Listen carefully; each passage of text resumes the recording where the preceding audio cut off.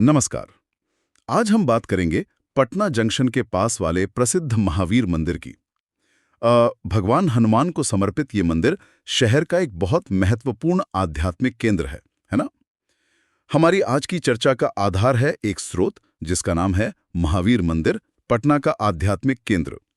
तो कोशिश करेंगे कि मंदिर का इतिहास, इसका आध्यात्मिक महत्व और जो अनूठी बातें हैं वो सब समझें। तो जैसे मैंने कहा, मंदिर पटना जंक्शन के बिल्कुल पास है और उत्तर भारत के जो बड़े हनुमान मंदिर हैं उनमें गिना जाता है। इसका इतिहास भी काफी पुराना लगता है।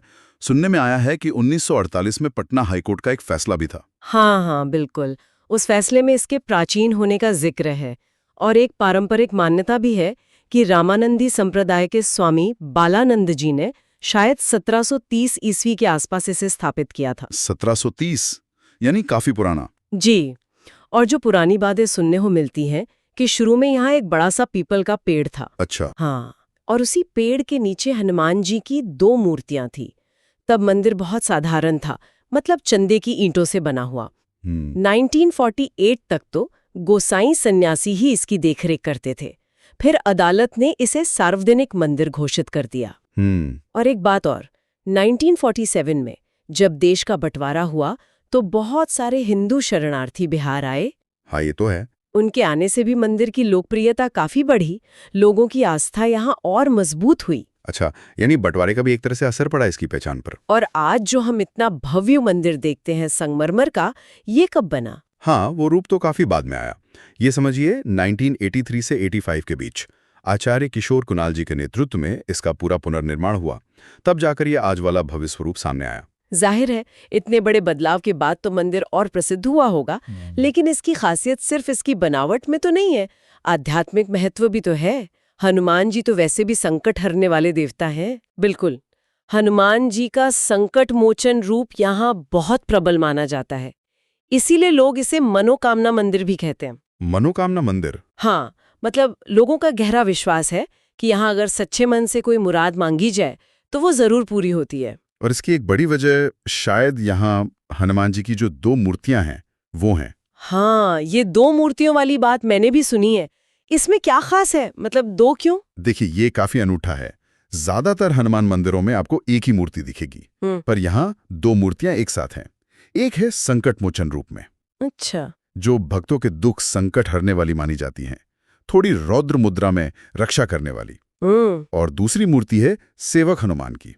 सेवक हनुमान? हाँ, जो भगवान राम के प्रति उनकी जो असीम भक्ति है, सेवा भाव है, उसे दर्शाती है। एकदम विनम्र, समर्पित रूप। तो एक तरफ रक्षक और दूसरी तरफ भक्त, ये दोनों स्वरूप एक ही जगह मिलना, यही इसे खास बनाता है। ये तो वाकई बहुत दिलचस्प बात है, रक्षक भी और भक्त भी। और मंदिर में इनके अलावा और कौन-कौन सी मूर्तियां हैं? पहले तल पर जाएं तो भगवान राम, सीता जी, लक्ष्मण जी और शिव जी की भी बहुत सुंदर मूर्तियां हैं। और एक और खास चीज है वहां, राम सेतु का एक पत्थर। अरे वाह, राम सेतु का पत्थर? वो तैरता है क्या? हाँ, कहते हैं कि वो पानी पर तैरता है। रामायण काल का माना जाता है। गजब। और रामनवमी पर तो सुना बहुत भीड़ होती है। अरे, रामनवमी पर तो यहाँ पैर रखने की जगह नहीं होती। समझिए 3 से 5 लाख लोग। 3 से 5 लाख? हाँ, इतने श्रद्धालु दर्शन के लिए आते हैं। पूरा इलाका भक्तों से पट जाता है। अविश्वसनीय। और मैंने सुना यहाँ का प्रसाद भी कुछ खास है, नैवेद्यम करके कुछ। हाँ, नैवेद्यम, ये यहाँ का विशेष प्रसाद है। एक तरह का लड्डू होता है ये, और इसे बनाने वाले भी खास हैं।